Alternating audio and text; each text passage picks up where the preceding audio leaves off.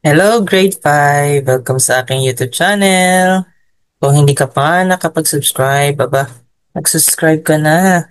Like mo na rin ang video ko, like mo na ang aking YouTube channel, and also hit the notification bell para lagi kang updated. And dun sa last vlog natin, I had discussed about how to insert smart graphic art, right? So, ngayon naman, I will just discuss another lesson karugtong nung lesson natin, ang nakaraan. Okay, ano pa bang hinihintay natin? Let's jump right in.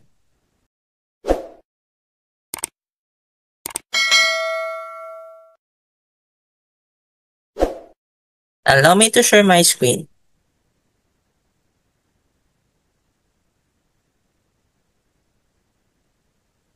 Okay, kita na ba? Kita na ba, guys? Okay. Kita na? Saan na ba yun? Okay. Welcome to ICT 5. Welcome. Okay, so our lesson today is working with tables. How to insert tables, how to use tables, how to organize the information using tables. So, syempre, pag may tables, we can easily organize the data using tables. Syempre, yung numerical data na kailangan nating i-arrange, di ba? Lalo na yung mga numbers. Yung mga words, madali lang yan. Pero yung numbers, di ba? Pag numbers na yung pinag-uusapan. So, mas maganda gumamit tayo ng tables. Okay. So, what are the learning targets that we need to accomplish in today's lesson or vlog? Okay. First is to know how to insert a table in a PowerPoint slide. Okay. Next is to move a table from one another application into MS PowerPoint. Move a table from another application into MS PowerPoint. Okay, ano nga ba ang table? What is a table? Hindi ito yung table na kung saan tayo ay kumakain, nilalagay natin pagkain natin at doon tayo kumakain. So, ibang table naman to. Okay? So, this is a table. A table is used to display information. Okay, this is used to display information in rows and columns. We have rows and columns. It can store and display data in a structured format. Kung gusto nyo maayos, well-structured yung mga data na meron kayo, ito, gagamit tayo ng table. Okay, how to create a table?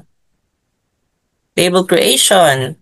How to insert a table? We do this step, simple step. As you can see, this is the ribbon, okay, and the insert tab. So first is create a slide using the title and content layout. Okay, dun pa rin. Okay, title and content layout. Or blank document. Pag blank document kasi, mano-mano. Okay, pag title and content layout, i-click mo lang yung insert, automatic na yun, mag-insert na yun ng table.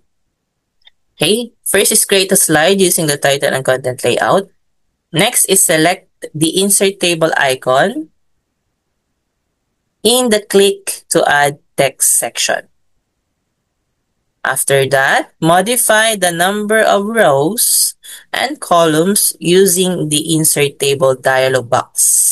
Okay, may dialog box na mag-a-appear sa inyong screen. And then after that, kung nalagyan nyo na yung number of columns, number of rows, and then select the OK button to create the table. Okay, for example, ito yung example. How many rows and columns do we have in this table? Paano natin malalaman kung ilang rows and column. Pag sinabi natin rows, dito tayo magbibilang horizontally. Pag naman column, vertical tayo magbibilang. Okay? Vertical ang pagbibilang. So dito muna tayo sa vertical. 1, count 1, 2, 3, 4, 5. So we have 5 columns. So how many rows do we have? So horizontally yung pagbilang. Okay? 1, then 2. So 2 rows, we have 2 rows and 5 columns. Okay, activity. Siyempre may activity. So, paano natin ma-explore? Paano natin ma-explore yung malalaman paano mag-insert ng table kung hindi tayo gagawa ng exercise. Right? So, instruction, convert the data or the bowling score into a table and insert it into your presentation. So, these are the data. Sophia and Phil, ito yung kanilang score from game 1 to game 4. Okay. Okay, so try that activity. So just pause the video and try to do that activity. And then we have another activity, of course. So in this activity, you will create a table of your grades. Try to use your grades as the data, numerical data. Okay? First is to make a table for your grades in math, science, arts, and music. Okay, ilan to? Math, science, arts, and music. So, 4 na column. Okay, 4 na column. You can use the grades you acquired last grading period or last year. Kung last grading period, kung may first quarter and second quarter, so dalawa lang yun. Dalawang rows lang yun. Okay? Then the first column should contain the subject. The second column should show the grade. Okay? So, dalawang column lang pala. So, dito, based on the instruction. Okay? Just follow the instruction. The first column, insert kayo. First column should contain the subject. And the second column should show the grade.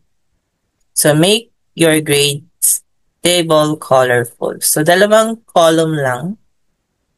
And then 4 rows. 5 rows in total.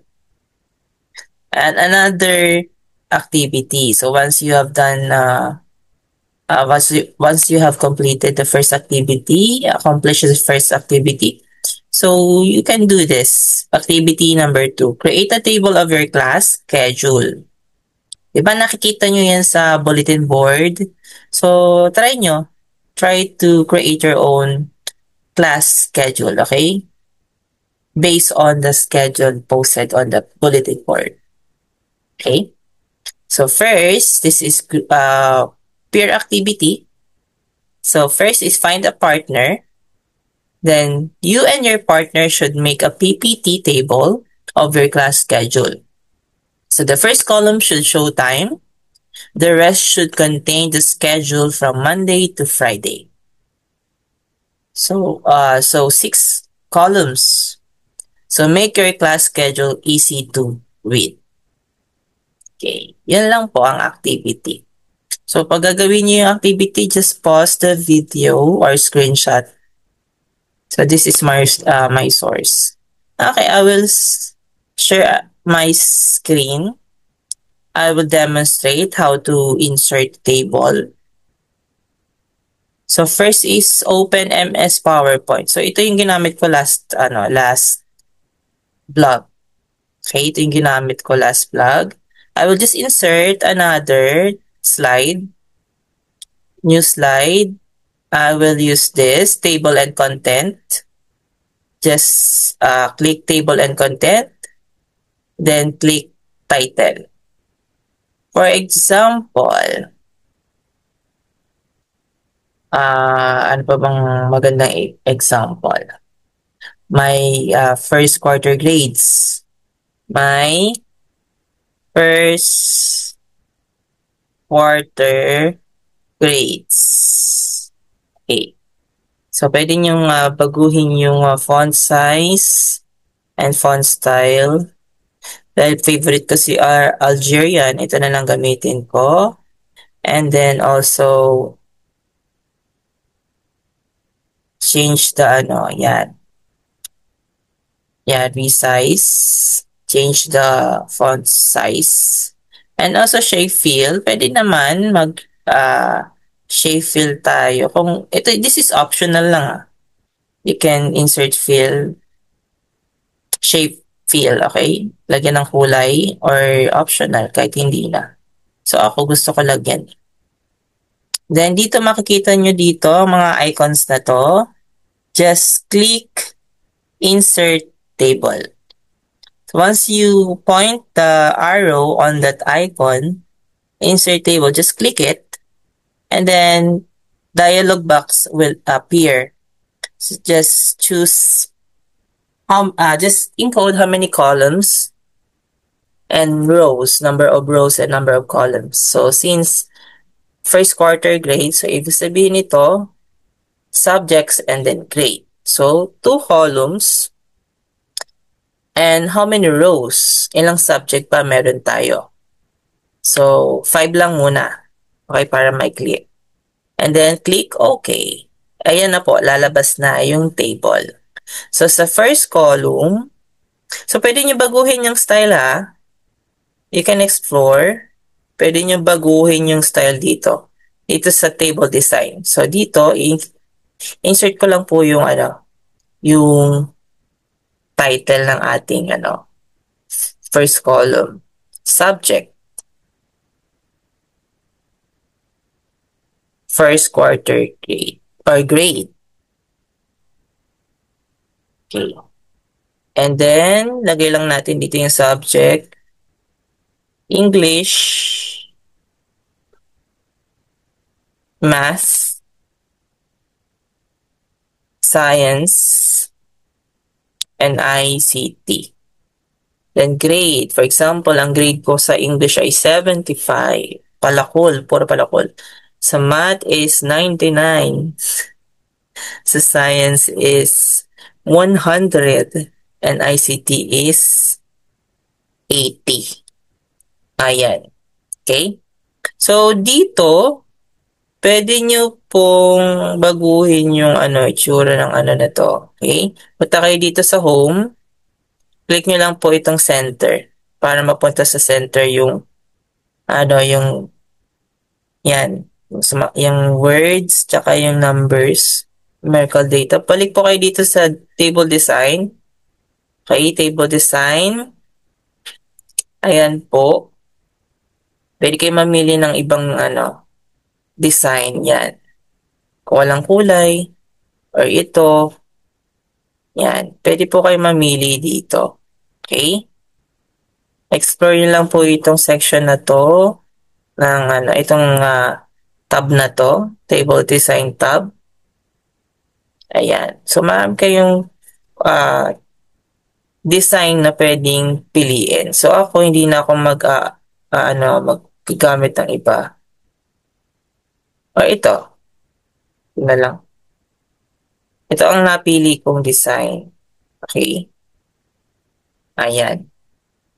So, ang gagawin ko dito is, pwede nyo din also lagyan ng kulay, i-shade nyo. Ayan. Pamili kayo ng ibang kulay. Ayan. Pwede nyo i-shade. Or pwedeng clear lang. And also yung borders, pwede nyo pakapalin yung borders. All borders, for example. Ay, wait lang. Ayan. Wait lang. I-highlight natin lahat. And then, punta ka dito sa borders. All borders. Yan. Okay? And then, kung gusto mong pakapalin, yan, iba-ibang border design. Meron din, and dito. Explore nyo lang yan. Tapos dito, meron tayong table layout.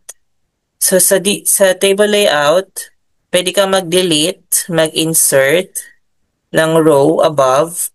you can also insert row below and insert uh, column left and insert column right. Okay. For example,